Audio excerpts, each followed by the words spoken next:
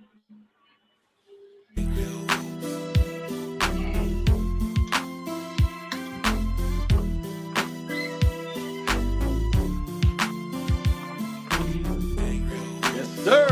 I see everybody. The usual suspects in the chat.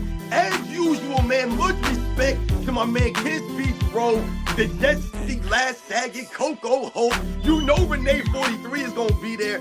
CJ, my man Zay, Dustin Messenger. Yo, shout out to everybody that's coming in early, man. You guys know the deal, man. You got the Czar. You got my man Hoop God. We going to have my man Self-Research NBA Facts step through real quick. You guys know the deal. Let's roll. And that is why it's an absolute necessity to have Robin here. Way to bring the energy, sir. Good to have you. Hey, Hoops God, welcome to the show. Welcome everybody in the chat. Can you hear me okay? Yup. Everything good? Yeah, I can hear Hoops God setting a few things up. Yeah, I see everybody coming through the chat already. Yo, Chase 1738, what's going on? Fear God 101, Italian in Laguna Beach, Michael Knight, Money Green. Shout out to my man Chip Ferguson who's in the house. What's going on, y'all? You know, I'm really shocked to see Renee was here and here early. It's so unusual. That's why I say, man, the usual suspects, man. Like I said, man, faithful supporters of our channels of the Sunday live stream. We wasn't here for you guys last week, man. So much respect for you guys for always rolling with us and coming in, man. Zay, I think, is gonna just be in the chats, but he's got a full day ahead of him. I think he's going to live stream, so he may not be on. I want to tell our viewers that at 9:30, our special correspondent, Self-Research NBA Facts, will be coming on to deliver some interesting information. And then we, the panel, are going to discuss whether or not we consider these advanced metrics to be important or not. And before we get too much further, Robin, how are you doing today? Because I thought you were going to come through the screen and hit somebody with that LeBron takes a month off video. I mean, you were upset. Hey, for real. Hey, shout out to everybody out there that watched that video, that commented on that video about how I went off on one of those, sports and fitness rants. But yeah, man, like I said, just to listen to what this guy continues to say on the microphone. And like I said, for him to be asking us for respect, I just don't understand. Like, I'll be honest, man. Sometimes I'm listening to LeBron James and I'm looking for a way to respect him. I'm trying to figure out how. And I'm looking at it and I'm like, all right, you know what, man? I'm going to just put everything aside and I'm going to listen to what he has to say. And you listen to the clip, 10, 15 seconds, and I'm done. I just can't, man. But yeah, other than that, like I said, I'm doing fantastic. I know exactly what you mean, man. He's hard to listen to. Hoops God, are you with us yet? Soon? Yes, sir. Hold on. Let me get my camera just a second. All right, let's get it, guys. All right. There he is. I mean, I just saw something this morning, bouncing around on the internet. It was LeBron James. He sent a tweet out or something like that to Coco Gauff, who I believe just won down in Roland Garros, the tournament.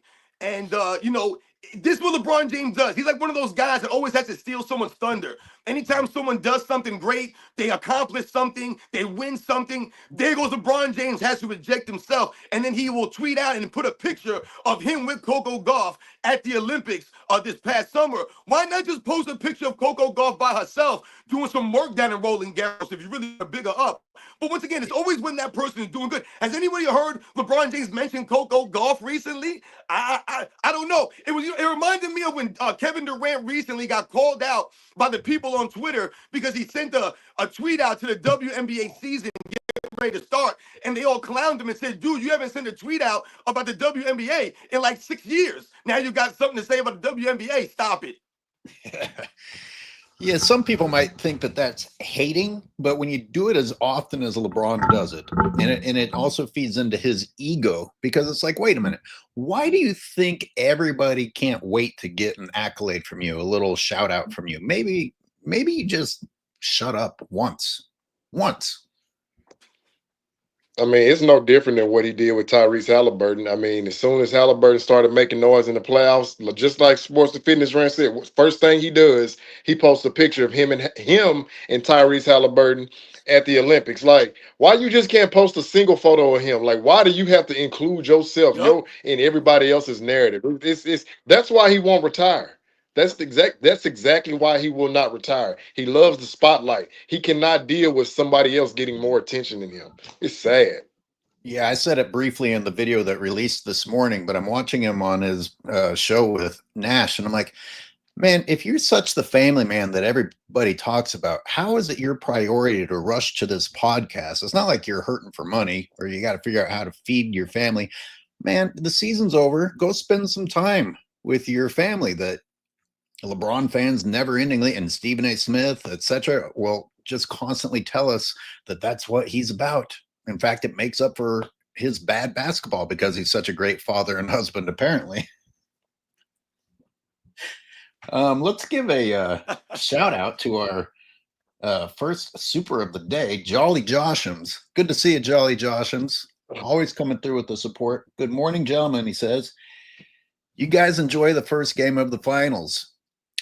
Yeah. Oh, and by the way, you made me remember I also enjoyed the Stanley Cup. Man, the Stanley Cup was intense. And I don't even really do hockey because I didn't play it growing up, so it's harder to appreciate. But it made me think about the hockey player that came on and was calling out the NBA. And then Brian Windhorst tried to say, yeah, but you guys aren't on the ice that often. Sorry, man. Sorry. You can't say anything about hockey. Absolutely not. Oh, Yeah, yo, oh, you're talking about PK Saban. Yep. I'm talking about PK. Sorry, Robin, you got talked over. I couldn't hear what you said. Yeah, that was my fault. I didn't mean to talk over who got. No, I was just gonna say, shout out to John Johnson's asking about the finals coming through with the support. Yeah, I didn't watch the entire first game. I went to bed at halftime. You know, I don't stay up late like that. It's hard for me to stay up late, but I did watch the first half. And you know, the Pacers were, looking they were beating themselves in the first half. You know, from what I was seeing, and it was a good game, man. It was, like I said, it was a really great game. Great for the NBA. Great for the NBA Finals. You know, like a lot of us had said, with no LeBron James and the antics and the nonsensical narratives. Because think about it, if LeBron James was in the finals, or if he would have made to the conference finals and say, that's what they would have talked about. They would have never talked about anybody else. No one else would have got any shine. So everyone else was able to shine because LeBron James was out early. When you mentioned hockey, yeah, much respect to the hockey fans out to the hockey players. I did not play hockey growing up. I did not watch hockey growing up.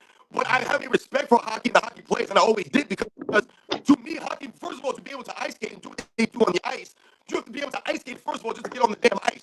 If you can't ice skate, you ain't going to be good at hockey. That's number one. And number two, these guys can throw fists, man. Like I said, back in the day when I was growing up, back in the 80s and the 90s, man, hockey players, they say they've taken some of the fighting out of hockey, but damn, man, these dudes can straight lay you out. Them dudes are straight tough, man. Those guys are gritty. They got heart. And like you said, them dudes play with intensity out there.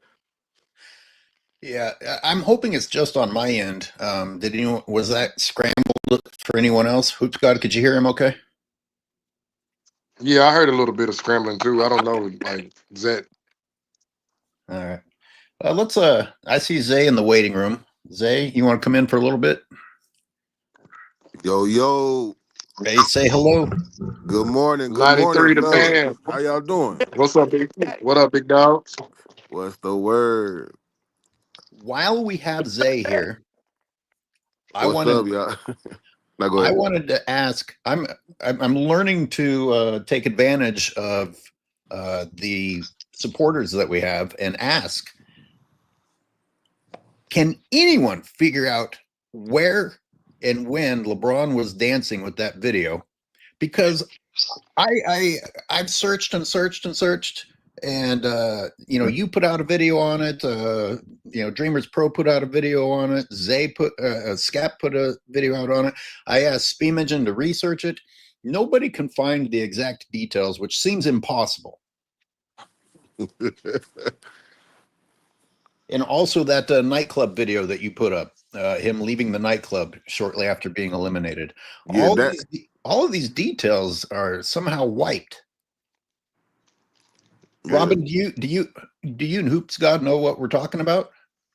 Yeah, you're talking about where he was out there partying. He was one. There's one video he was partying with Draymond, and then there's another video where he's like doing the whatever. Like it's supposed to be a two-step, but he's just so uncoordinated. It look like he got two left feet. But I'm like, wait a minute, you got a grade 2 MCL, and you're putting all this pressure on your lower extremities. I'm like, oh man, man. Well, his legs was working like crazy, man. They were working he was Bro, do overtime. you hear me?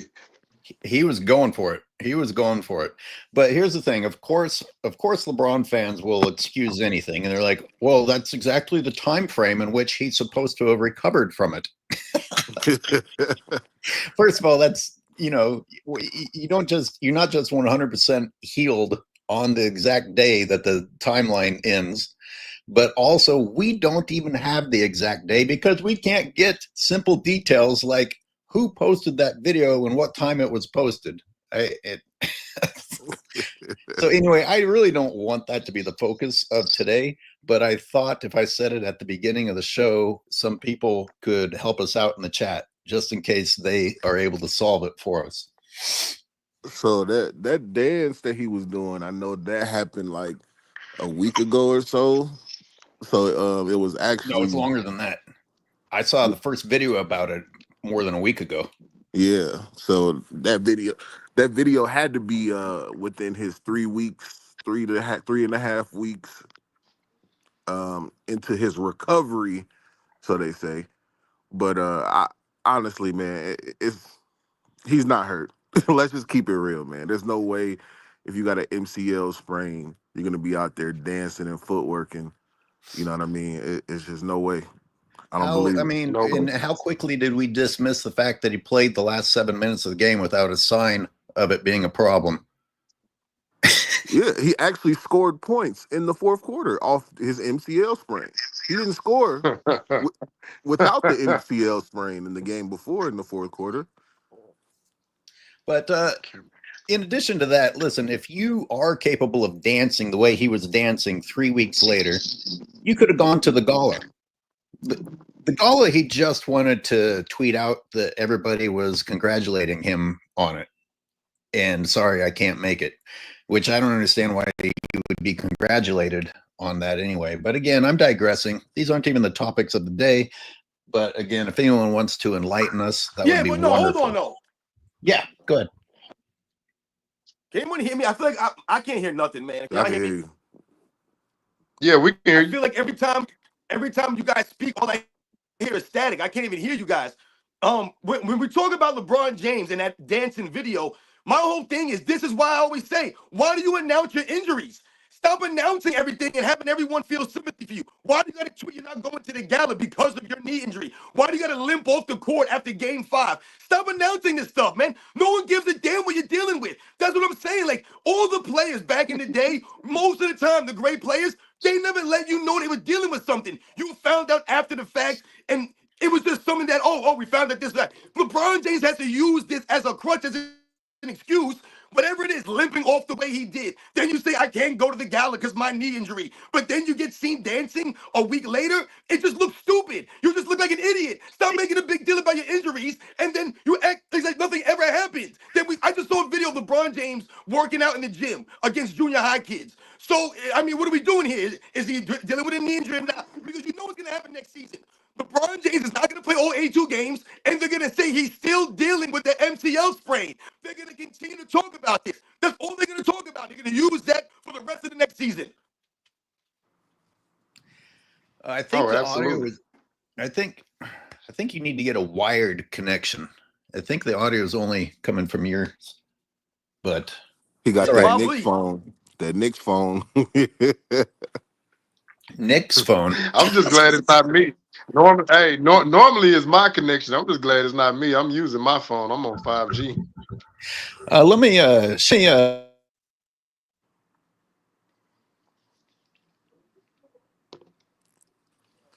Hey, sports and fitness.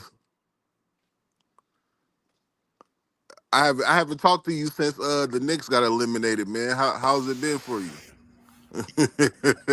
Hey, Like I said, I've been living the dream because I never got too hyped up on the Knicks. I've been saying it all year. I told people I wasn't doing no videos. The Knicks were inconsistent. I talked about they didn't have a home court advantage like that. And what happened? They couldn't win at home. If they could just win their damn home games, they would be in there. They don't have the home court advantage. The New York Knicks lost more games this postseason than they lost in four postseasons in the 90s, man. It's crazy. Mm. Are you happy They gonna Tom be a Yeah, Thibodeau's healthy that's body gone? that's coach. tough.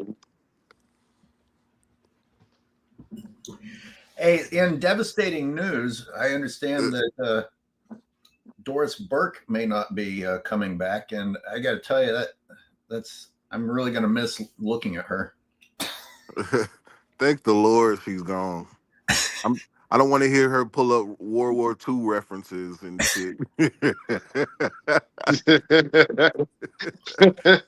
It's sickening, man. Doris Burke needs help. I just don't Please. want See, this is the thing though, man. See, Doris Burke, she don't have that level of cachet because she ain't known like that. So, like, if that was like someone who had that level of personality or that kind of, charisma, like a Charles Barkley, if he says something like that, he can say something like that, and it's taken more as a joke and funny because it's Charles Barkley. If Doris Burke says that, you don't really know Doris Burke for being a comedian or having that level of personality. So for her to say it, it just came across as, kind of insensitive to some people and kind of like out of touch with reality. to. Yeah, Yeah. I didn't even hear the World War II thing. I'm just I don't want to look at her. God, man. Well, it'll be her last final, so thank God. Reggie, there'll be no Richard Jefferson too. Oh, Yeah. really? Hopefully they get him out of there. Yeah, because I mean, hey, please, hey, listen, I'm so glad it ain't got nothing to do with LeBron because all we would hear would be a donut full of glazing for LeBron. Like, man. But I'm just like, what happened to Jeff Van Gundy and Mark Jackson? To me, those were the color commentators. Man, listen, Mark Jackson with the hand down, man down, like Jeff Van Gundy, he's giving you actual like basketball analogies. Like, why would y'all fire those two? Like, they were the best. Like, come on, man. I just Yeah, don't, I don't I feel don't like get it, man. I don't I Did don't get we it. feel ever like I get learned anything listening to them, did we listening to ever get Reggie the Miller answer on and that? Doris Burke. You listen to like the NBC Can y'all hear me? broadcast or something, man. You actually learn something back in the day. You don't learn anything Oh listening to man. these people. You just hear them glaze. You know? No, you guys are right, man. They don't have that dynamic. They don't have that chemistry like that. Listen, Mark Jackson and Jeff Van Gundy, they developed the on-screen chemistry. You know what I'm saying? There was a rapport there, a give and take. Like you said, they're giving you some good perspective.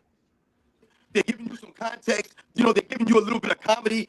Jeff Van Gundy, he would call the NBA out during a lot of these broadcasts. That is supposedly Yeah. part of the reason why they got rid of him. He would start criticizing the referees out there and some of the nonsensical things that they let these guys get away with, the lack of travels and the carries and some of the chinchy fouls. He would call that stuff out. When I was young back in the day, I used to love listening to my man the Czar, Mike Fratello, and my man Marv Albert go and talk because they had once again a dynamic and chemistry between them. There were I used to like listening to Magic Johnson. Hell, I even like listening to Isaiah Thomas when he used to talk. Uh, Robin, do me a favor if you don't mind. Do you mind leaving and coming back and just see if that magically solves it? Absolutely. All right, I'll see you in a second. Yeah. Robin got the Obama phone, y'all. Sorry about that. Um, so guys, Pacers gonna win today? Man, What do I you think? mean, I could see them winning today. I mean, they committed 19 turnovers in the first half and came back and won. So I can't imagine they're going to commit 24 turnovers again. That's just embarrassing for the so-called best team in the NBA with 68 wins to force 24 turnovers and lose. Tyrese Haliburton, the Halibans. Shout out to all the Halibans in there. You know, he's got his eyes set on Oklahoma City. He has destroyed New York and has his eyes set on Oklahoma City. And I'm afraid for him. because I think they could actually do it. I think they can do it. I told people like they got Pascal Siakam is is a mismatch for them. They can't even play Hardenstein this series like that. Like Hardenstein, he's got to be able to body with Siakam or Miles Turner, and Chet is too small. He's too skinny. Chet is getting moved out the way. You know what I mean? So it's a problem. Those bigs were a problem for Minnesota last series, and the Pacers have the bigs to match up with them. So Hey, Robin, let's check your audio. I was asking what odds people are giving on the Pacers winning game 2. Yo, check, man. I hear you. Yeah, you guys hear me? I hear you. What odds are you giving the Pacers today? They got great odds. They won game 1. I mean, are you kidding me? They got great odds to win game 2. They've already proven they could win the game. So once again, man, this is what the Pacers have that they didn't have necessarily going into game 1. The belief or the knowledge, the proof that they could actually beat this team. So they went out there and beat them in game 1. It doesn't matter how they did it, coming back, spectacular fashion, dramatics at the end of the game. It doesn't matter how. The facts remain. They had 19 turnovers in the first half of that damn game. 19. The Indiana Pacers are one of the best teams that not turn the ball over. And so is Oklahoma City Thunder. So OKC didn't turn the ball over, but the Pacers did. So if you look at that right there, they cut the turnovers down, which is something that you can focus on. You actually can focus on that. And you can actually think about that. Hey, listen, let's come into this game and let's be smart with the basketball. Let's not force things. So right now, the Pacers are actually in the driver's seat, man. They've already done what they had to do. Steal home court advantage. So I give them great odds. And your audio sounds way better. I want to give some love to Super Chats. I've had this one up on the screen for a while without reading it. And this is Jesse Glad Saget. 100% of the time, LeBrick appears to be praising someone. It's nothing more than a circuitous route towards self-aggrandizement. Yes. Thanks for the vocabulary exercises early in the morning. But it's amazing. He even did it. Yep. We should do a percentage of the times that he pretends to be talking about and fits in a compliment to himself that was completely unneeded. He did it again, even when he was talking about the physicality, telling Steve Nash that I have the body makeup to be physical all season. The other guys don't. I'm like, God damn, dude, you're on the ground more than anybody. He condemns himself without even knowing it because his ego is so huge. And it's only in my members section, but I'd love to get you guys' feedback. I got to figure out how to, I'll send you members. Do you guys remember on the panel a while back, I said, is it a blessing? Is it possibly a blessing that LeBron has all yes men around him and has no sense of reality? So he just keeps piling up all of this self-condemnation shit that we're going to have fun with. And if in fact people actually do come after him, because I'm not convinced that it's going to go that badly for him, but maybe I'm wrong. I'm starting to think maybe I'm wrong. Man, how much worse has he made it for himself just by never shutting up? Oh yeah, he makes first. Okay, you don't go first. I don't know. There's a delay. Go ahead, Zay. I know you were going to talk. And Zay is gone. And Hoops God is back. God damn. Okay. Did you hear any of that? Apparently Robin couldn't hear me. I caught the last bit of it when you said that I want to say you were reading that gentleman's message at the bottom. Sorry, everyone. We seem to be having audio issues left and right. How about you, Zay? Nah, LaForty James is full of shit, man. Let's just keep it real. We obviously know he has a lot of yes men around him. Of course, according to the report that Woj put out about his posse being the enablers. Enablers. That's what they called them. They said that nobody ever forced him to grow up. Nobody ever forced him to change. They blamed also the Cleveland Cavaliers for allowing this type of mentality to Oh, grow that's within interesting. LaFody James. That's So, interesting. Cavaliers' responsibility to shape LeBron James into a man. I mean, to an extent, yes and no. I Well, mean, let obviously, me partially play devil's advocate. So you give $90 million to an 18-year-old, right? Just think about it, because I'm putting myself in the place of an 18-year-old. Now, you give me $90 million. Now, I can't say this, to be honest. My father he was authoritative, disciplined, but he was fair. God rest his soul. So me getting $90 million, I'm not gonna conduct myself a certain way that went against my training, because if I go to the scriptures, they say train up a child, in the correct way, and he shall not depart. But you got to look at where he's coming from in his environment, right? He's literally being raised by AAU coaches who are doing what? Giving him whatever he wants. Even when he loses, well, it's not your fault. So he's never really had that disciplinarian to tell him, no, you're wrong. Like, no, you need to be accountable, right? So you give him 90 million, you're only making whatever he was dealing with before the 90 million. Now you have a $90 million problem. Well, you have a So as point, far as his maturity level, but why go why ahead. does it start? Why does it start right then? You have a point, but for some reason things changed in the timeline, because that's not the first. That's not the first spoiled brat that was handed things like and unfortunately didn't respond in a positive way. Like you, and Right. why would the Cavaliers as a franchise bow to somebody? Because I don't think that franchises used to do that. Right. No, I don't think they did. I think. Just to be Oh, clear, go ahead. I agree that did not help LeBron James mature. That the Cleveland Cavaliers were willing to, I don't know, let him get away with it. But something else Yeah. happened. Something else happened to change the accountability aspect of everything.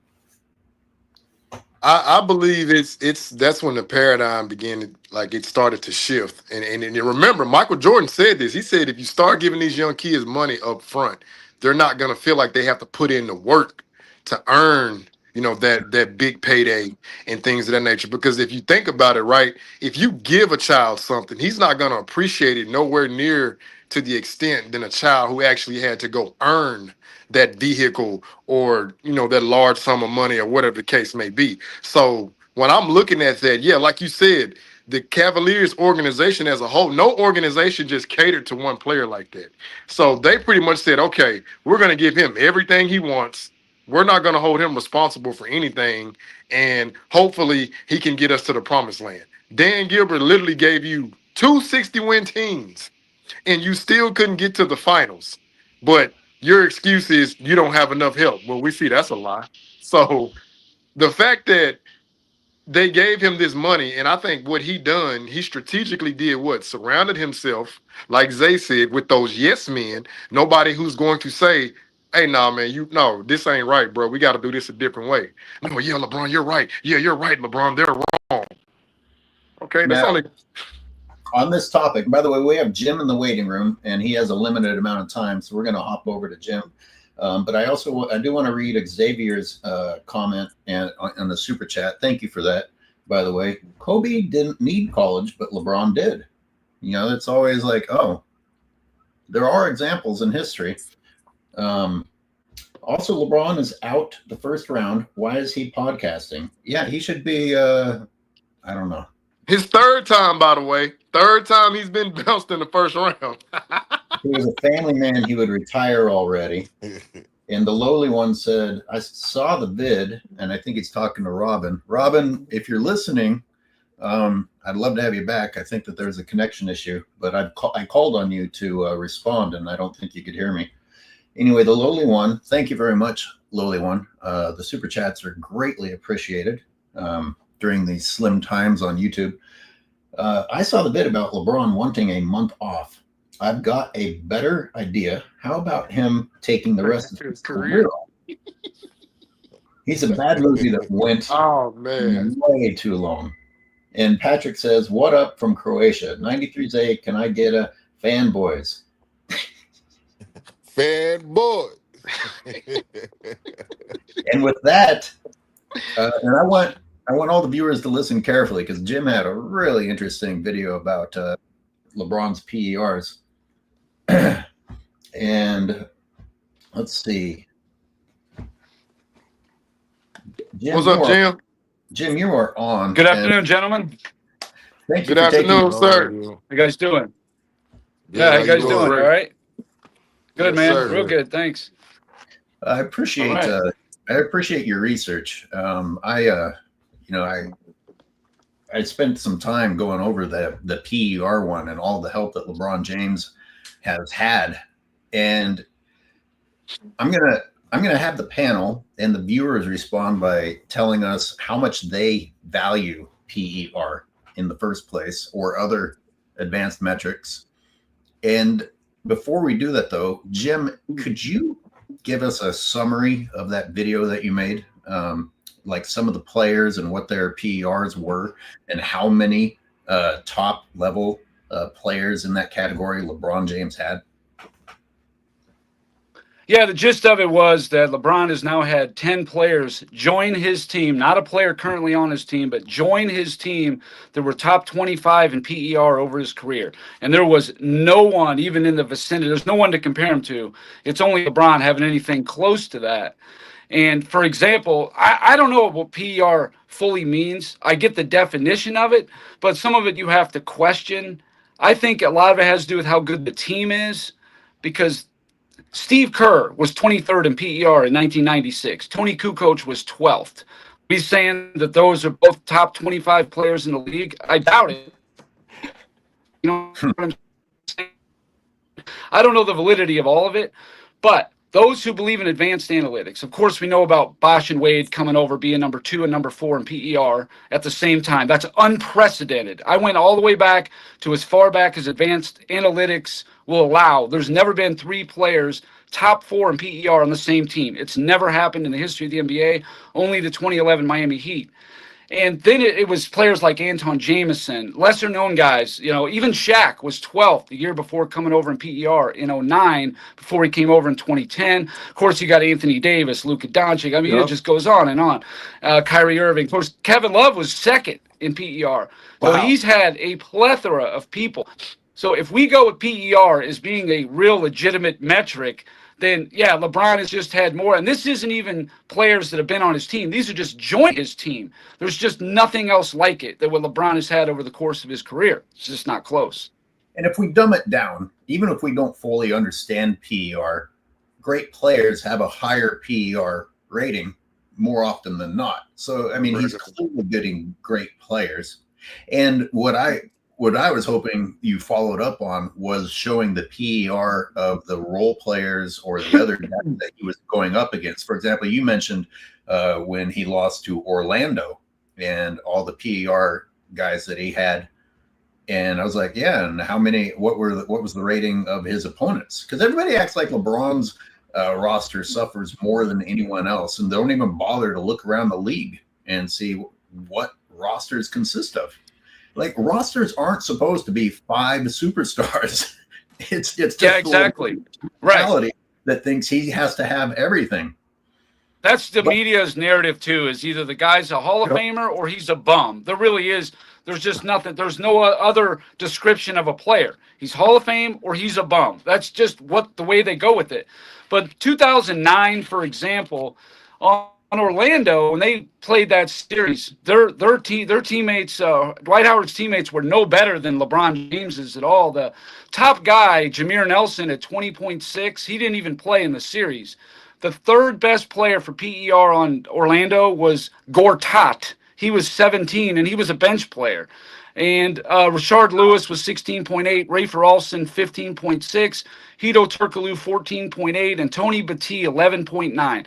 So that's his 5 best teammates. LeBron James had Ilgauskas at 18, Mo Williams 17.2, Joe Smith 14.8, Varejao 14.6, and Delonte West 14.1. So if you go by that and you average it out, LeBron's teammates were actually better than what Dwight Howard had in that series. Now, obviously, if Jameer Nelson had played, that would have favored Orlando, but he didn't play. So as constructed, yeah. And, people, I made a video about the 09, 10, and 11, those three series, why I said right there on the spot, LeBron James is never going to be a top 5 player to me, no matter what he did after that, because it was such big failure. Everybody seems to want to give him a pass for 2009, and I don't understand why. You ask the average basketball fan, what was Dwight Howard's biggest victory in the playoffs of his career? What would you say it was? At least when he was a starter. What would you say it was? What's his biggest victory in the playoffs? It's got to be 09 That's Cleveland, right? Right. Yeah. So LeBron. if that's his big, because he beat Boston in the next series, they were a 62-win team. They didn't have KG, but they had 2 top 75 players. You'd think that'd be the best win, right? No, it was 09 Orlando. They were the number 1 team, best record in the NBA. Clearly their best win ever in Dwight Howard's career. So this notion that the 09 Cleveland was LeBron James and a bunch of bums, it's just not true at all. It's such a false narrative. And you did before that one. You showed a clip from some pro LeBron channel whining that LeBron only had 1 All-Star on his team when he entered the league in Ilgauskas. And we're like, again, this is the entitlement. And it's like, why do people think that you're supposed to come onto a team full of All-Stars? I mean, that's not what happens. Right. When you get drafted. Ilgauskas is a 2-time All-Star. So was Dennis Rodman. I mean, what is this? So was Manu Ginobili. I mean, and the difference with Ilgauskas is once he was playing with LeBron, goodbye to All-Star seasons. Michael Jordan, welcome. Hey, don't forget about Mo Williams. He made an All-Star in 2009. Right. Yeah, he did. He did. You're right. In 09, he did. Yep. Well, he was just talking based on video, but yeah, he did. And Anderson Varejao made all defense too. I mean, all those guys back in 07, like Eric Snow, Varejao, they're all making Larry Hughes. 3 guys made all defense on that team. They were not bums. And then Ilgauskas with the All-Stars. These guys are making all leagues and stuff as individual players. But Hey, Jim, if I'm not mistaken, didn't Larry Hughes win the steals title the year before they got him? So he was the reigning steals champion when Cleveland acquired Larry Hughes in 2005 was all defense, first team. He had the best steals per game of the entire 2000s, 2.9. That's the best of the whole decade.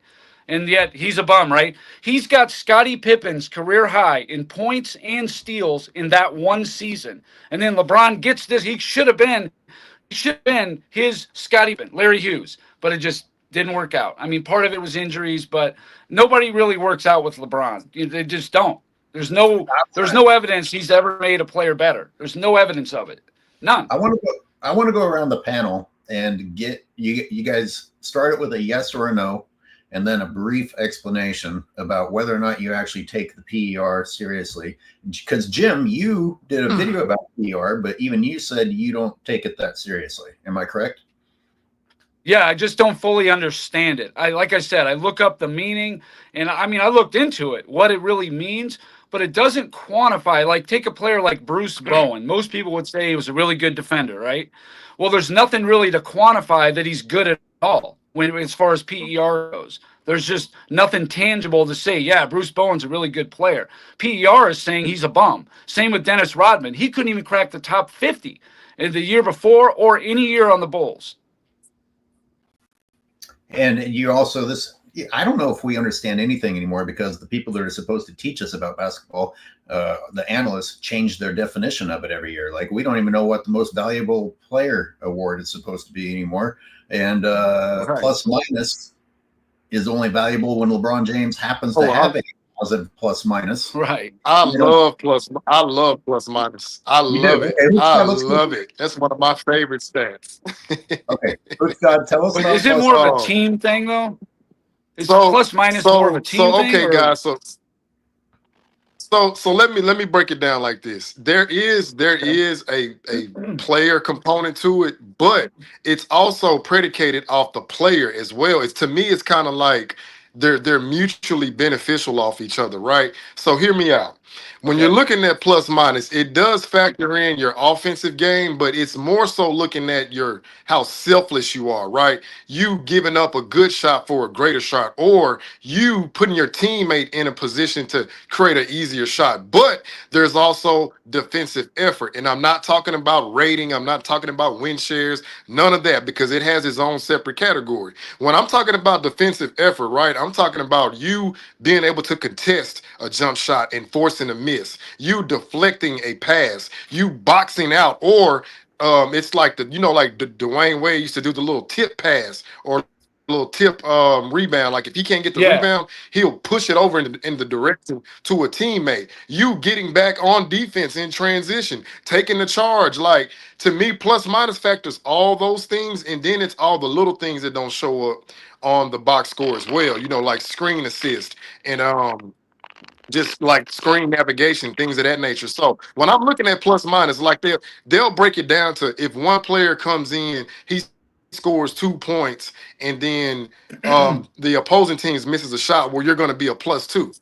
Yeah, that's on the on the ground level. But when I'm getting up to a guy that's playing significant minutes, right? Look at LeBron James plus minus in the NBA Finals. He's a -86. So if you go to all of his finals, right? More often than not, you're a detriment to your team because you're holding the ball, you're not getting Yeah. back on defense. Quiet is kept. As much as they talk about Kobe, he's actually taking worse shots than what Kobe would take because Kobe's a +36. So they don't like that stat because it does not reflect good upon LeBron. Because I guarantee you, if LeBron was a plus 47, which is 2 points higher than Michael Jordan, that's all we were here. Oh, he's +47. Jordan's +45. But the fact that he's a -86 is like, wait a minute. What the hell are you doing out here on the court? Dude. Because it also factors in this. Go look at LeBron's plus minus in the 2014 finals. They'll say he played great because he put up 28, whatever, on 50 some percent from the field. But here's the problem. You're down by 15 points in every game. So you're essentially putting up empty Right. numbers that's not helping your team win. So when you look at the plus minus and it says -47, that's horrific. But I don't want to go too long, but in a nutshell, that's what plus minus represents for I would say the impact players, like the top three guys. Wow, Robin, it does all that, huh? Wow. Damn. I don't even know if you guys can Hey, hear me, yeah, man. Jim, if you want, we can I hear you, Robin. yeah, we could converse on it later. I can get more in depth. Okay. Okay. Robin. Yeah, I can hear you, Rob. Go ahead. Yeah, I Yeah, hear I know you. my signal's all jacked up. I don't know if you guys can even hear me. I'm trying to move around and find some place. But as far as the PR, the advanced metrics, I think that the advanced metrics have their place in these debates and these arguments and the discussions. But I think it depends on a player-to-player type deal because, for something like PR, you can't really have an argument, based off of PR if you're talking about, players, in the 50s and the 60s and stuff, man, where they didn't have all these stats. They didn't keep all the numbers. So the PR numbers of a Will Chamberlain, let's say, or a Bill Russell and Oscar Robertson, these are not going to be accurate, true PR numbers. The numbers are not going to be accurate. So you can't really have a PR argument or debate with, certain players, I would say. So to me, if you wanted to compare players from the same era that played at the same time, and you wanted to compare their PRs, then you could probably do that for the superstar level players. But, sometimes when you think about a PR numbers, you think about something that Jim just talked about. He was mentioning Steve Kerr and the PR number that Steve Kerr may have had in a particular season. It's the same kind of thing when people talk about Robert Horry having 7 rings. Oh, Robert Horry's got 7 championships, so he must be greater than Michael Jordan. And these are the kinds of things. That's not an accurate description or when you give an accurate argument. Right. These are the Right. contexts that we're talking about. So, yes, some of these advanced, the plus minuses, yeah, some of that does matter. If you're talking about, you're trying to say that this person is the greatest player of all time, and you're saying that he makes the players around him better, then your PER or your plus minus would speak to that. It would have to speak to that because you're making everyone around you better. You're lifting them up. So you wouldn't necessarily be -86 or negative whatever you are in these scenarios. So yes, for that person in a current NBA, yeah, maybe that matters more. But I think about something like all NBA selections. We talked about this before. They didn't have all NBA third teams until 1989. So you're telling me all the guys who played in the 50s and the 60s and the 70s, all the way to 89, maybe they would have made it all NBA third team if it was available to them. So maybe these guys would have been 7-time all NBA performers. They would have been 7-time all NBA thirds. But that would have had it on their resume. So this is what we're talking about context. Good stuff, Robin. Yeah. So Yeah. what's the yes or no? Hey, Do you value plus and minus, and do you value PER? I tell you, what I see of the advanced analytics, stuff like value over replacement players and PER and definitely win shares seems to favor the players who are on winning teams and players who play the most games of a season. That's what that tends to favor. There's no real metric to measure how to compare one player to another. It's going to be a little bit subjective no matter what. No matter what anybody tries to use, it's always going to be a little bit subjective. It just is. I don't fully trust the analytics. I just don't. That's just me, though. That's why we don't be using these numbers to make the full argument. We never use the full numbers, the stats, and all this nonsense. We never just use that stuff. We use all kinds of things. Right. And you look at the games of these players. The games is going to speak to you. It's not just about the PR, the plus minus, or this guy got this many All-NBAs, or he made this many All-Star selections. It's all of these things combined. It's everything. How you carried yourself, how you won your championships, how you went about these things, Yes. the road to the championships. All that matters. The story, it all matters. Yeah, agreed. Absolutely. So this is my response to PER. I do value it. I value PER only to a certain extent. Here's why. Because PER doesn't tell you how a player is being guarded, and it does not tell you the defensive scheme around that guy. And what I mean by that, right?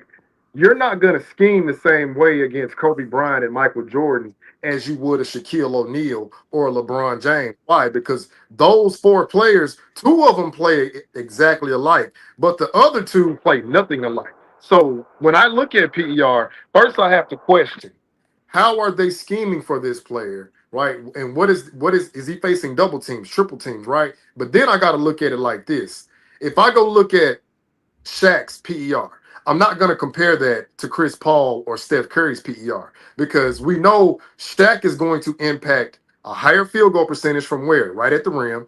He's going to heavily impact blocks, rebounds, offense and defense. And Shaq is not going to commit a lot of turnovers. Why? Because when he gets the ball, essentially he's only taking one or two dribbles. So I'm knowing that his PER is going to be significantly higher than a backcourt player because those, if I'm not mistaken, it's all your positive stats subtracted by your negative stats, and then it gives you that number value. I know it's some crazy math, but when I'm looking at that, right, I'm like, okay, cool. So I need to see how Steph Curry being guarded.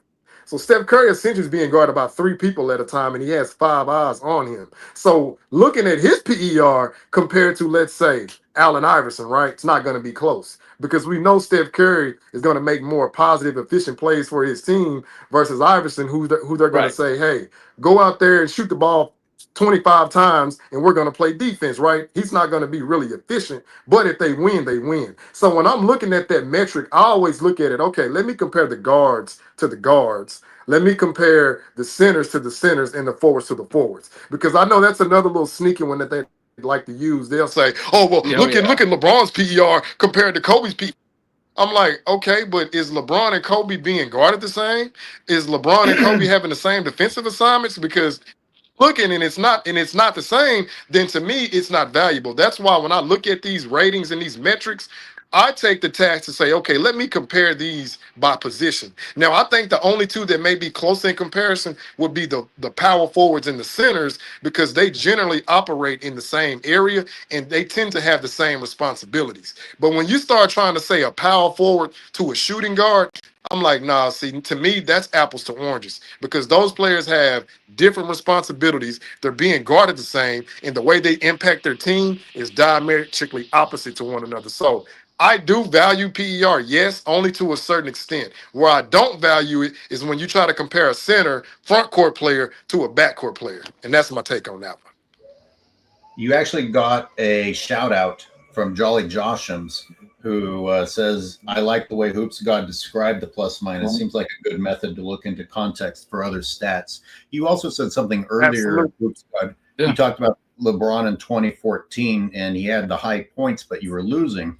Isn't it interesting that that's what Michael Jordan critics would say was wrong with Michael Jordan's early game? Hey, yeah, he scores all these points, but they're not winning.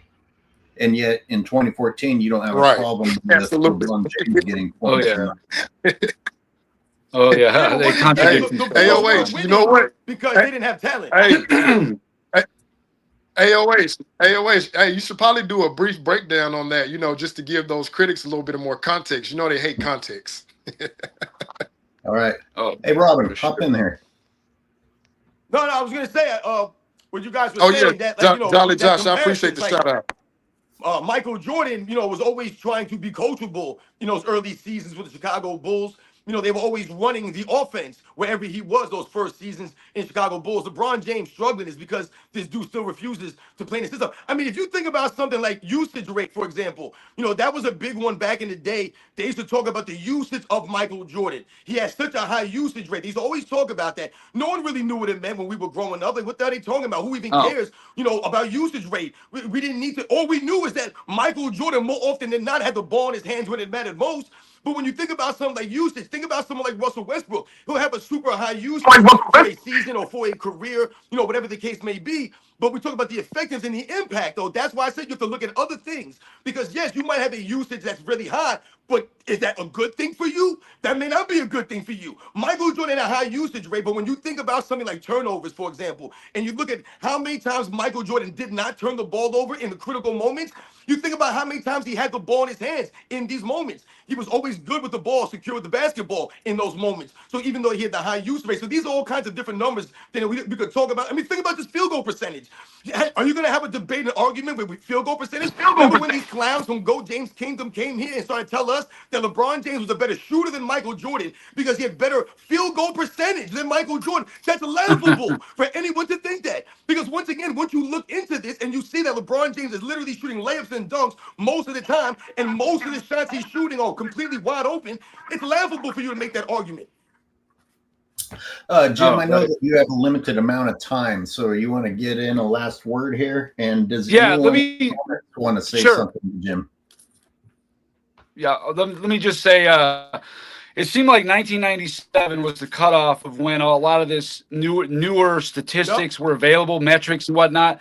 The only thing I really like about it was the play-by-play that coming out was really critical. Actually, that video I did about LeBron getting called for 4 charges and 2 travels in the last 38 playoff games, that was all due to the play-by-play. That one I really liked that.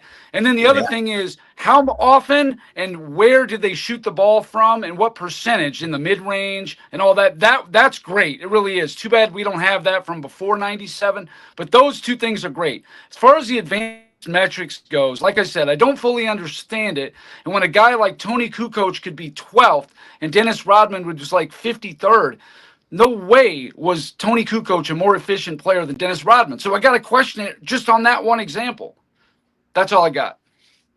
Hey, Jim. Jim, I'll whenever you're free, let me know, and we can do like we can go live, and you can have AOH on there too, and we can go more in depth on the plus minus. Okay. Because that I was just gonna tell you that's one of my favorite stats to use. Okay. Love the research, Jim. I feel like doing Okay. That sounds good. Yeah. Let me know. Damn. I feel like doing a response video to most of the videos you've been putting out lately. For example, the LeBron not getting called for charges except for I mean, some of the things you're finding are just mind-boggling. Mind-boggling. But hey, thank you for being here today. I know it is. It is. Oh yeah, absolutely. All right, you guys have a great Sunday, and I'll see you again. Yeah, you too, Jim. You too. Hey, have a good one, Jim. Bye. All right. I'm out. Yeah, that video was really good that he did with those lack of turnovers and the travels and the carries being called against LeBron James. I actually shared that video on my channel. because it was outstanding. And like I said, it's mind blowing when you look into. That's what do I always say on this channel? Everyone out there, they know, man. I told you, LeBron James is a paper champion. When you look into the resume, once you scrutinize LeBron James, it doesn't hold up to scrutiny, man. That's why we're talking about all these advanced metrics. LeBron James actually shines in a lot of these advanced metrics. A lot of these players do. James Harden's, a lot of these guys, and you're like, why are they having these advanced metrics so high? But when you scrutinize their resumes, when you watch the video footage, that's where they get exposed. I think about myself because I don't have a problem. Yeah, and to piggyback off of I don't have a problem admitting that when the rest of my teammates are better, it makes me look better because I'm not the Michael Jordan of the team. I'm closer to the Dennis Rodman of the team. But I bet you that my PER looks really good when I've got other guys on my team taking the bulk of the attention, and I'm free to clean up the boards. I'm clean to pick and roll. You know, my shot percentage exceeds LeBron James when I'm cleaning up missed shots because I'm shooting in LeBron's range. Sorry, Hoops God, go ahead. Absolutely. No, I was just going to piggyback off of what Jim and Sports and Fitness Rants has stated. See, I like the fact that they started tracking this data in 96, 97, because when I'm looking at field goal percentage, for example, right? If you're shooting 52% from the field, okay, I need to know, where are you shooting from outside the restricted area?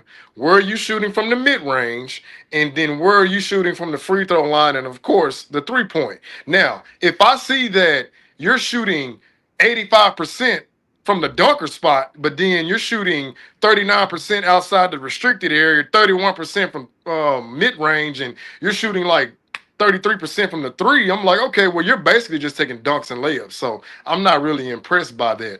And then another one, like the plus minus, they started tracking that back then. I like that stat because to me, it gives more detail on are you hurting your team? Or are you helping your team? Right. But that PER stat, now that shocked me. I think I discovered this last year when 2009, 2010, you had LeBron, Wade was third. I think KD might have been second, and Bosh was fourth. I'm like, wait a minute. You telling me you got the top four guys based off PER joining up with one another? Because this is what we did, to be fair. Before, I think only two of those guys were top 15, and the third one wasn't even top 20. So don't tell us that Boston did it first when none of those guys were in the top 10, let alone top 5, before they all joined together. PER coming together for one team. How come y'all didn't three-peat? The Jesse Glad Saget has a good point, which kind of goes with what you were just saying. What's another way that LeBron James tries to aid his shooting percentage? And it's cowardly throwing the ball to his teammates when the situation is tough. The world apologizes and says that he's making the right play and trusting his teammates. No, he's afraid because he knows he's not going to make it. And he doesn't want to take a buzzer beater because the percentage is low on those. Understandably so. Of course, difficult shots have a lower percentage of success. But if you don't take them, then that's not going to hurt your overall shooting percentage so badly, is it? No, that's exactly on the money. AOH, remember what he said in 2017? In 2017, when they asked him, how do you feel? He said, I'm averaging a triple-double, so I think I feel fine. The fact that your team is down 0-3, you're concerned about averaging a triple-double. And people wonder why Kyrie Irving got the hell out of Cleveland. Go ahead, Robin. What are you thinking? Listen, guys, I'm having a real hard time today with the connection, man. I just can't get into the groove with you guys, man. I feel like I'm tripping up over you guys. I'm going before, I'm going late. I can't hear half the time. So I'm gonna gracefully bow out, man, and I'm gonna try to, get something a little bit more, stable, maybe a wired connection or something going on here, man. So forgive me. Shout out everybody in the chat, man. Forgive me, guys. Yo, AOH, Hoop God, I'm sorry, guys, man. Once again, you guys know the deal, man. Much respect, man. Thank you very much, guys. Yo, I'm gonna catch you guys on the next one, man. Thanks, Robin. All right, have a good one, brother. I'm not sure our connection is that much better, but we'll keep trying. Hey, Hoops God, some people. Can you hear me clearly? Yeah, like I said, maybe we all need to call it today.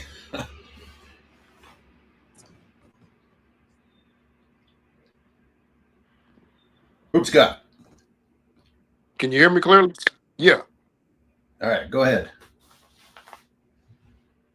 No. I was just asking if you could hear me clearly. I can now. There seems to be a delay, but it's all right.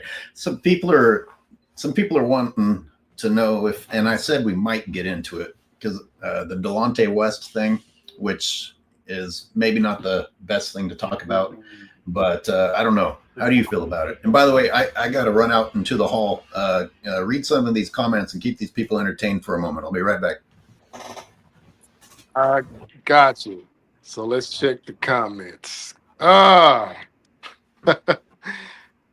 hey, hold on, chat. Let me get caught up. What kind of player LeBron has no post game? He never learned to do anything new in his whole career. Okay, so wait a minute. So I gotta partially disagree with you there. He actually learned how to post up when he went to Miami, and Bob McAdoo actually got his shot right. So outside of that, yeah, he kind of, I guess he just, dismissed his post game when he left Miami, because ironically that's where he had his most success. So yeah, he started learning the flopping down there as well, which is just disgusting.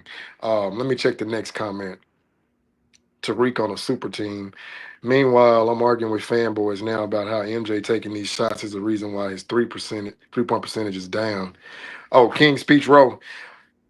That's a good comment, because Michael Jordan's 3-point percentage is actually higher than LeBron's in the finals. And in the playoffs, their 3-point percentage is identical. But you know how the fanboys are. Any little metric that LeBron has over Jordan, they're gonna pour 5 gallons of gasoline on it. I mean, they're just gonna blow it out of proportion. But it's like, okay, cool. Jordan shoots a better percentage in the finals where it matters most. But they don't want to hear that. Let me check the next comment.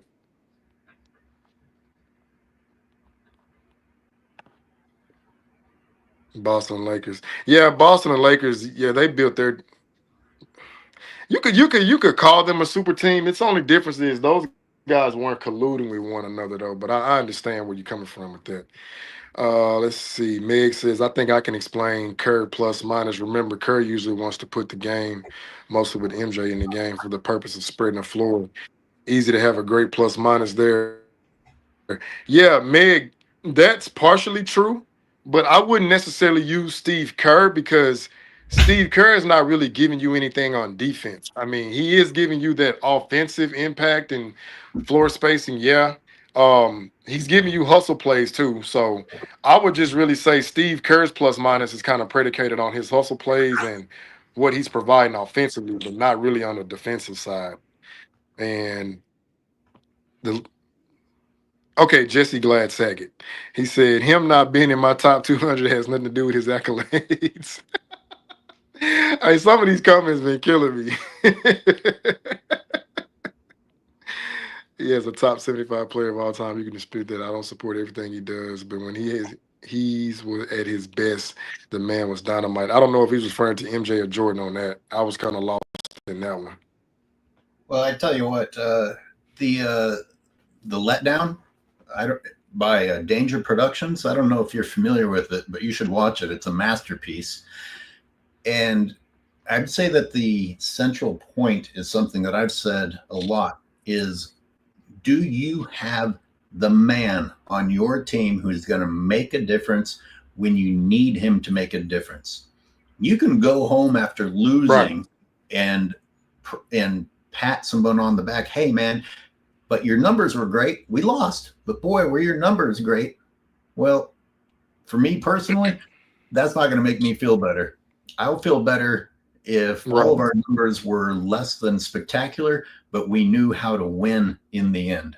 And that is probably the clearest difference between LeBron and Michael, although there's quite a few. And again, before people get too upset in the chat, I understand that they shouldn't be compared. Like, they're polar opposites of each other. That's really the only way that they should be compared.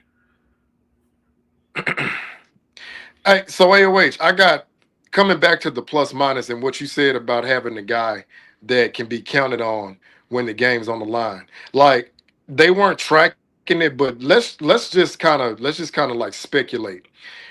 Larry Bird's 1981 finals. Had they been tracking plus minus, I guarantee you his plus minus would have been something like I would say a Tim Duncan in like '03, or I would say maybe like a Giannis's in 2021, and here's why I'm saying that. His offensive shooting splits weren't, too eye-popping in certain games. Granted, he had 2 8-point games. But they keep forgetting that he had double-digit rebounds in those games he struggled from the field.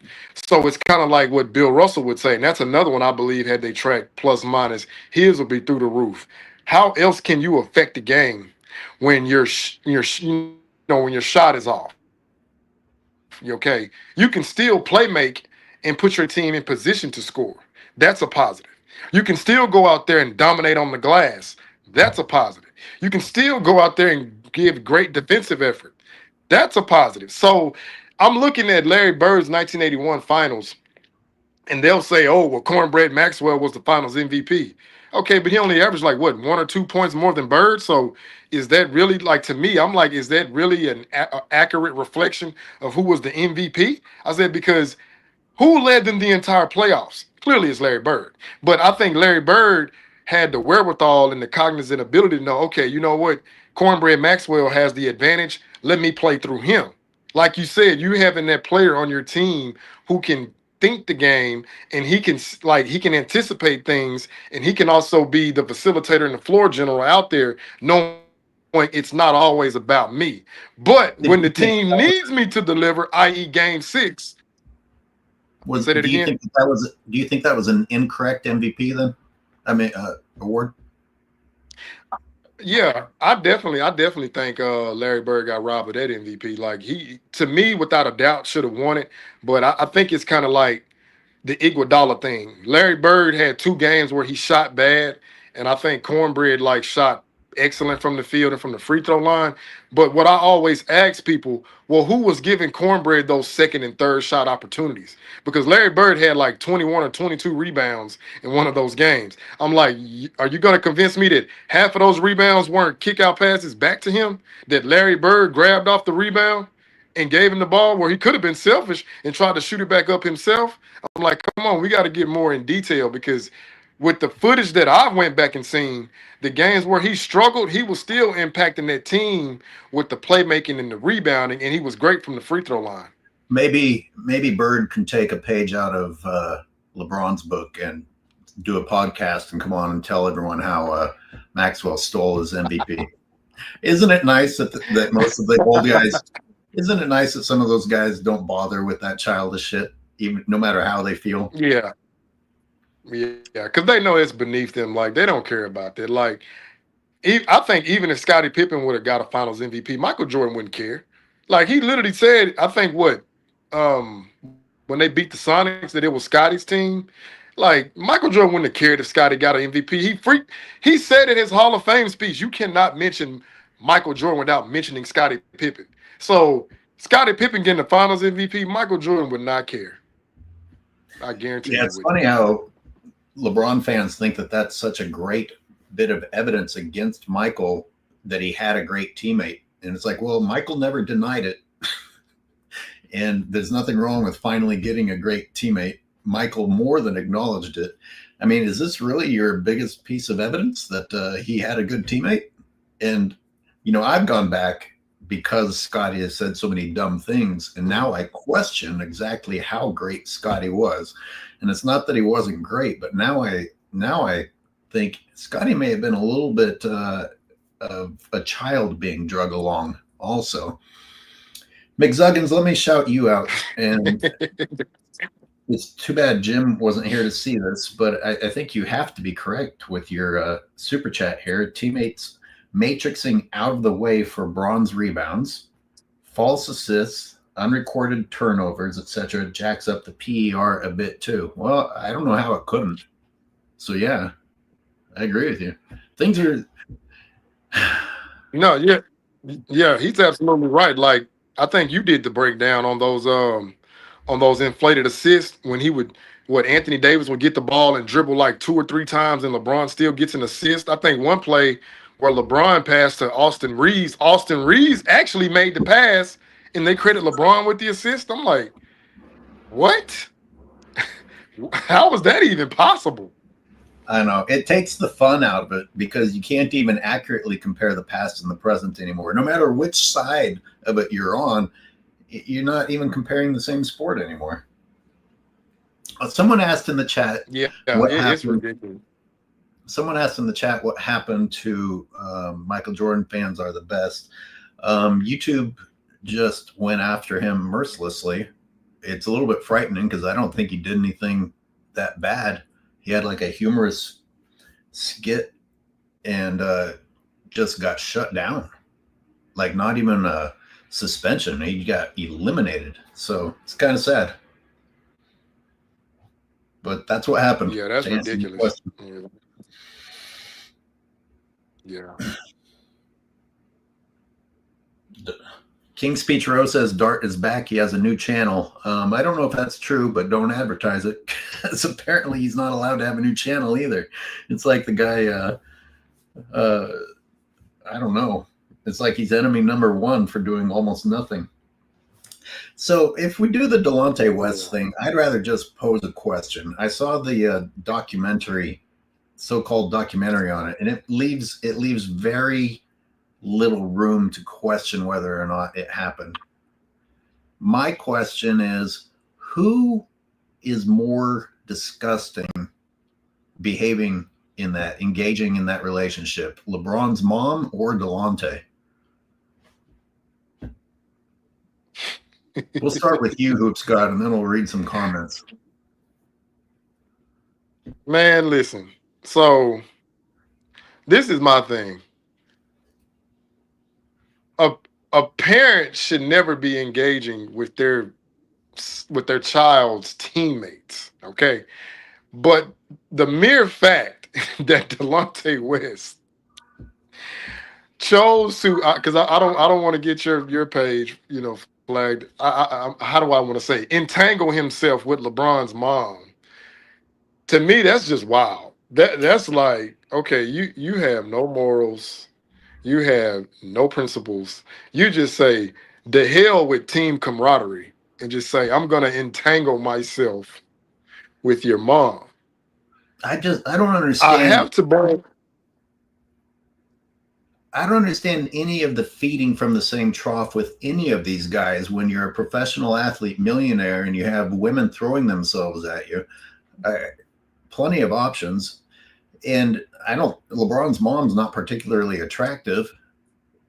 In addition to being a teammate's mom, it's almost like the only reason you would do that is if you were wanting to hurt him. That's what I said. That is the conclusion that I came out with. I had to really think about that, and I had to, okay, we don't know what goes on in the locker room. So now I'm thinking, has LeBron tried to belittle Delonte West? Has he tried to, because he doesn't talk to people. He talks at them and talks down to them. So now I'm thinking, like, was this some revenge? Because, there's two sides to the story. We have one side that, the media is going to create and they're going to make somebody a victim. I'm like, okay, but I need to hear the other side. I need to hear, did these two have like a heated exchange, or were they like, having a difference of opinion, or was it getting personal? Because to me, I'm really trying to think about this. If I have a teammate, which is a brother, and we're like, we're synced in, there is no way I'm going to cross that line and entangle myself with his mother, knowing that that's gonna be a permanent fissure between the two of us. So now that's why I had to use deductive reasoning. Like some had to go on that they're not telling us. It's something that they're keeping buried and they don't want us to know, right? Like, and I'm thinking, did LeBron just disrespect Delonte in a certain way that Delonte was like, all right, cool. I'm gonna get my payback, but I'm gonna hurt you 2 times worse, This is where I'm gonna put the blame back on LeBron's mom, because we can at least hypothesize that Delonte was doing it for revenge, which still is not the good enough Yeah. reason. But what's LeBron's Right. mom being available? Why is she hanging out with teammates? In what capacity did Delonte and she even start talking or exchange numbers? She shouldn't even be up in her son's business. It's like she's hanging out at the office, you know? Come on, woman. There are other men there. Right. And by that time, it's not like she's poor. She's not poor anymore. She can attract somebody. She can get some D somewhere other than Delonte. That was just diabolical. And like I said, looking at it from that aspect, as the parent, like, you definitely have to think with a more mature mind and, long term. But clearly she wasn't thinking on that level. She was just trying to, I think, okay, AOH, I know you saw this movie.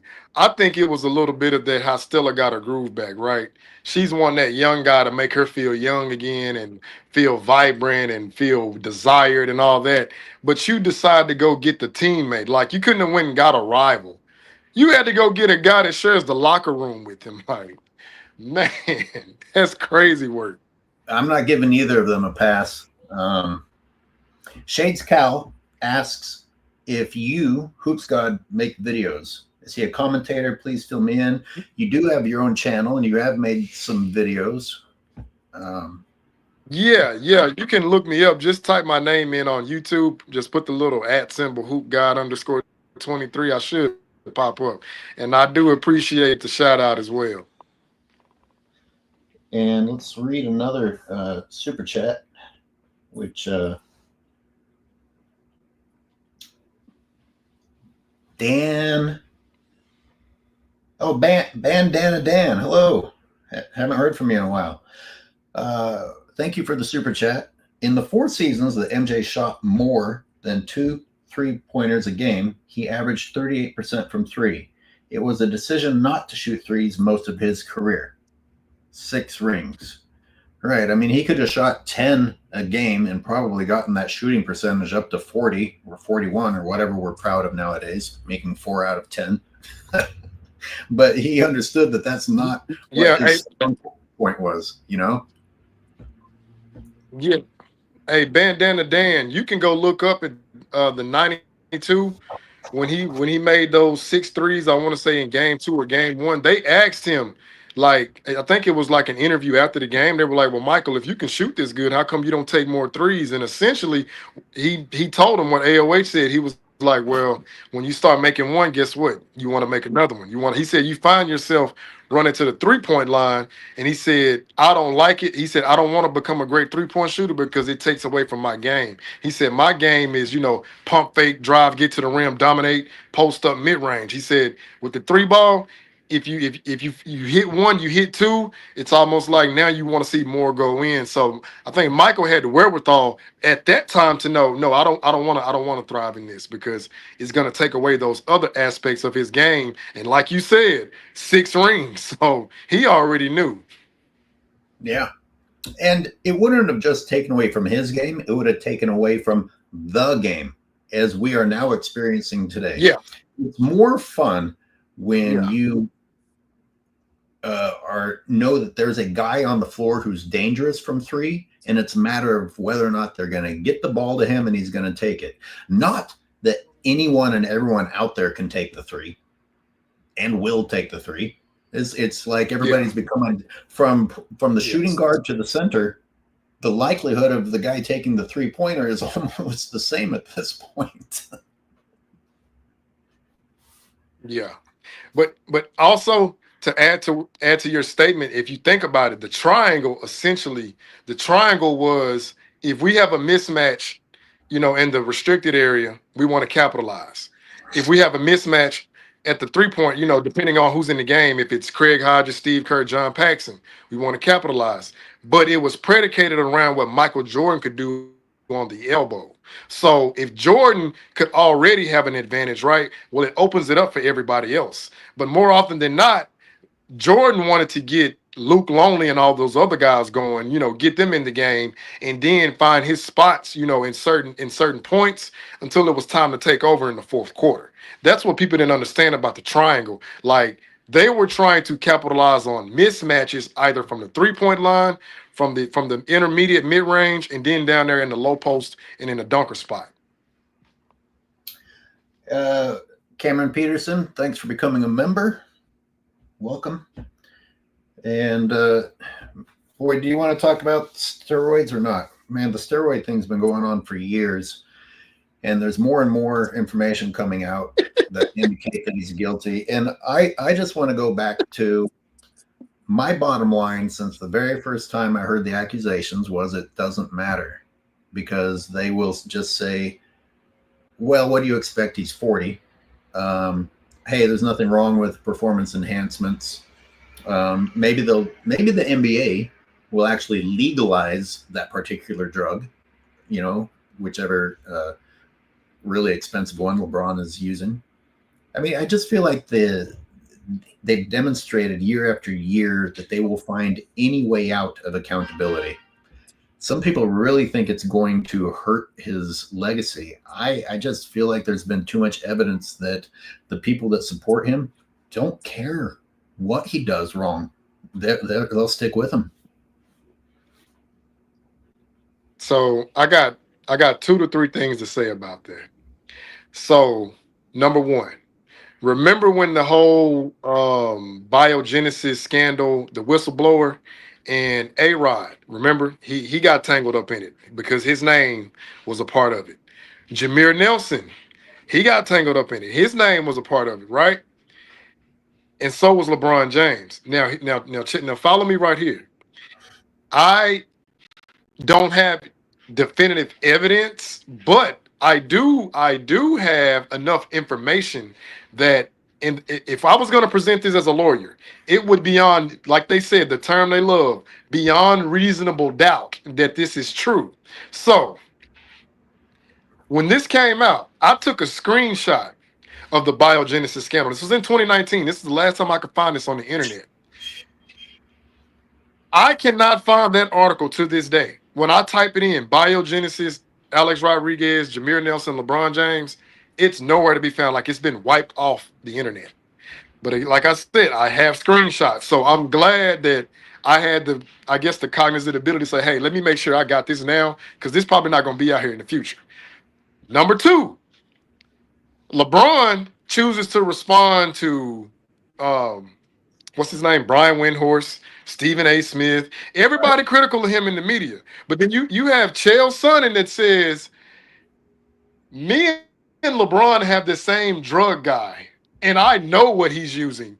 He doesn't say allegedly. He doesn't say I think. He speaks in absolutes.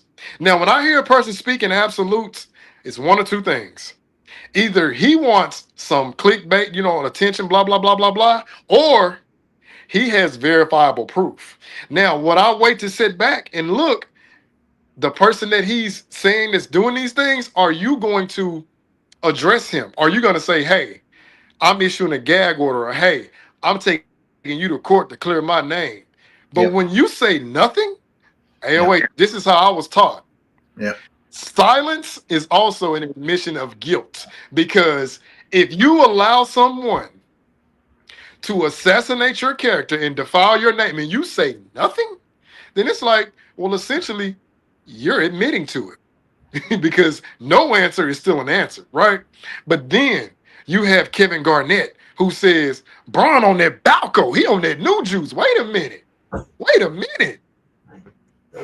These are 3 damaging situations that happen at different times that this person is not addressing, but you'll address anybody else in the media who says something about you, who's critical of you. You'll respond to Kevin Gates, but when Kevin Gates actually comes to the game, you don't want to even be within 10 feet of him. But I'm just like, okay, so when is enough? Like, when do you just allow people to just throw your name around out here with these PED scandals and you don't address none of them? Now I'm kind of thinking about Hamlet. There's something rotten in the state of Denmark, because you don't want to address these allegations because you know that people have evidence that can destroy you. So I would have to come to the conclusion that clearly where there's smoke, there's fire.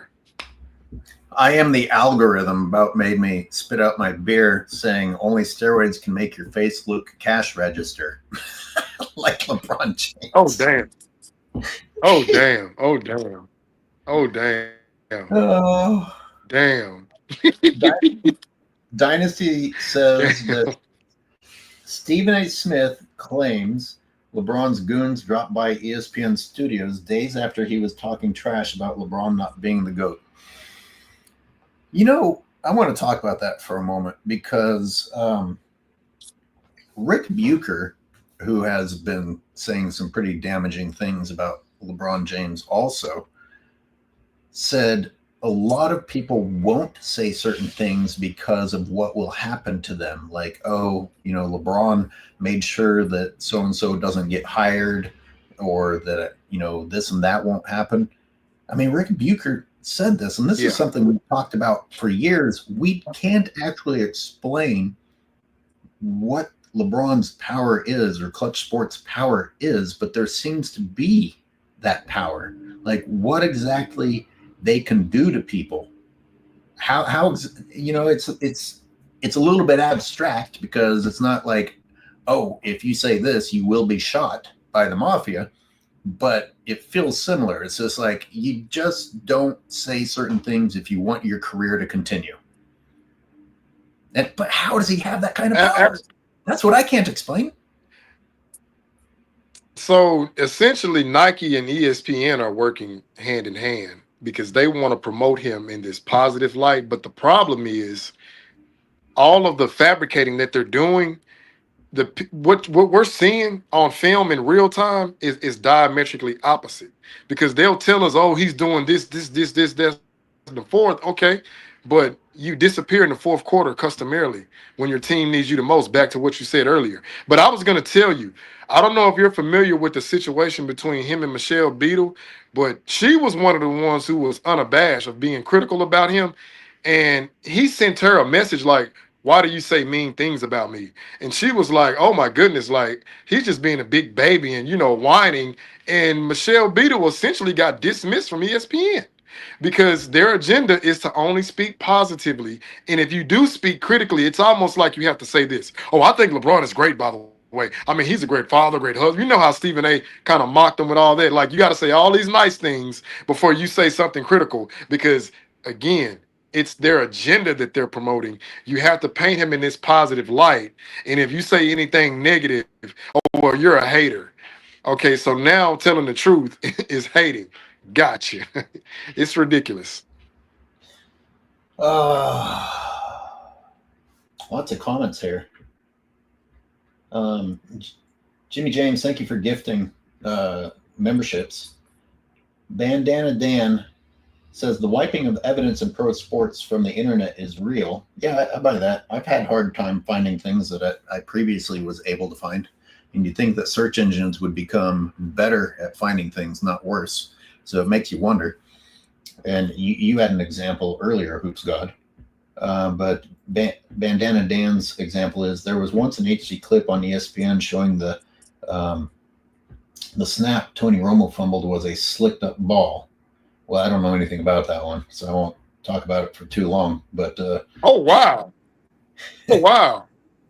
Hey, Bandana Dan, listen, I'm a Cowboy fan, so you speaking to me. Oh wow, did not know that. Somebody, I lost the comment, but somebody said that they don't understand the motivation to use steroids. I guess we should be clear. Performance enhancing drugs. We shouldn't just say steroids.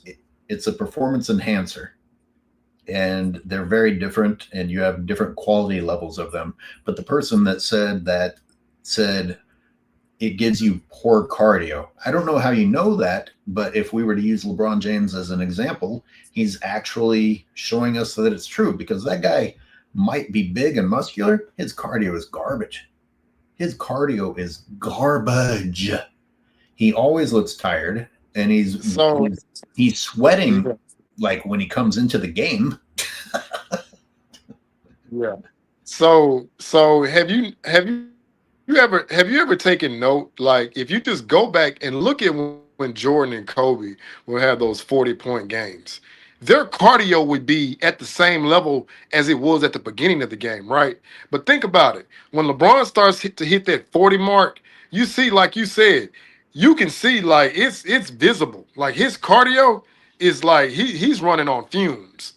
And I'm looking at it like, well, if you're always in the gym, remind you, every time he loses, the first thing we see is him working out, pumping iron. Okay, you're not in the NFL, you're in the NBA. Why aren't you shooting free throws? Why aren't you working on your mid-range game? Why aren't you working on your turnaround pull-up jump shot? We don't want to see you working out with your shirt off, showing these inflated, I guess if you want to call them muscles or whatever you're trying to show to the camera, because we know he loves attention. But I'm just thinking like, why do you always want to show us you working out in the gym versus you actually working on your game? And Sports and Fitness Rant said this, I think, like months. Well, I think he said it last year. He spends millions on his body, but he spends pennies on his game. I said Yeah. that was the perfect analogy because when I see these other guys like Kevin Durant, for example, when they go for these 40, 50-point games, they don't look visibly tired. But when he starts to hit 40 and 41, he is gassed. And I'm like, well, what the hell you doing in the gym if you getting tired this fast? Like it's not adding up to me. It's just not. Right. Like with your last line made me think about what I joke about. Like they praise LeBron that he shows up hours before the game. I'm like, what good does that do if he bows out during the middle of the game? It's like, I'd rather him show up minutes before if that means he'll have the energy. But I also want to say, I'm older than LeBron James by a long shot. You can still have cardio if you work out for cardio. Now, my quickness, I can't get Yeah. back. My explosiveness, I don't seem to be able to get back. But you can get your cardio by working hard. And it's a different type of working hard than lifting weights. Yeah. Jamari, this Absolutely. goes back to when we asked what exactly is LeBron going to do to people. Well, he has connections. That's probably the simplest way to explain it. You know, if you have connections and they can do things, then your imagination is the limit after that. And Renee says, Nino, it does when you respond to everyone else. She must be someone must have defended LeBron James for staying quiet, because LeBron James likes to pretend that he takes the high road, which he never does. LeBron James responds to the most petty of things. So he really hasn't done himself any favors. He has shown us that he hears everything and is bothered by everything and will respond to things when he feels safe enough to respond to them. His specific choices of when to be quiet is almost more incriminating than anything else, because he usually isn't quiet. Right. And all of those interviews that he has with those anchors, it's all pre-scripted. Like, he will never allow anybody to ask him a question that he hasn't already pre-thought and like had it, I would say, a scripted answer to respond to. And this is the reason why. Remember when that reporter asked him about the book and he was stuck, well, I think, yeah, he's a very smart man. And, the things that he talked about today are going on, right? Like, that has nothing to do with what she asked you about the book. Like, just go ahead and tell us you ain't read the damn book. You just fronting. You looking at page 1. And then half the time you got the book upside down. Hey, what you got going over there, LH?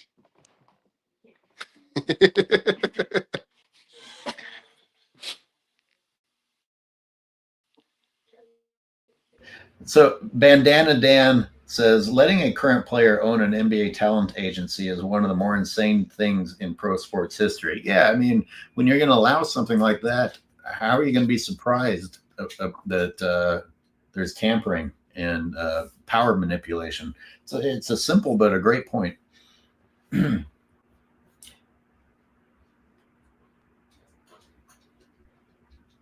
And to what you said earlier, all those allegations and not a single story on ESPN, not a single question from reporters. Most scrutinized my ass. Thank you. Thank you for the super chat and thank you for the great. Absolutely. It's not just LeBron James who pretends. Absolutely. It's not just LeBron James who pretends that it doesn't exist when it's convenient. It's also ESPN, because ESPN, unfortunately, does not have much integrity. Those guys are just a Jerry Springer show about sports at this point. They like drama and they like to talk about nonsense. Why would you all of a sudden not talk about this? Even if you were going to defend LeBron James, you could have at least done the story and defended LeBron James and explained why you don't think that all the evidence doesn't mount up. Nothing. I mean, maybe I'm wrong. If anyone has actually heard, I love motorcyclists. Oh, that's the bike crew. That's who the police were chasing. Shit, they don't know anything about them. Those guys are running the city now. Police are cowardly.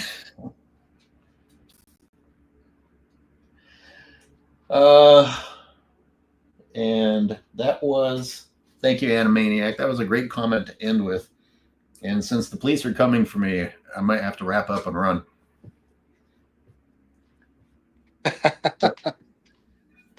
I think we got through most of the topics today. But Hoop Scott, it was good to have you here, and big shout out to Jim for coming through with his research.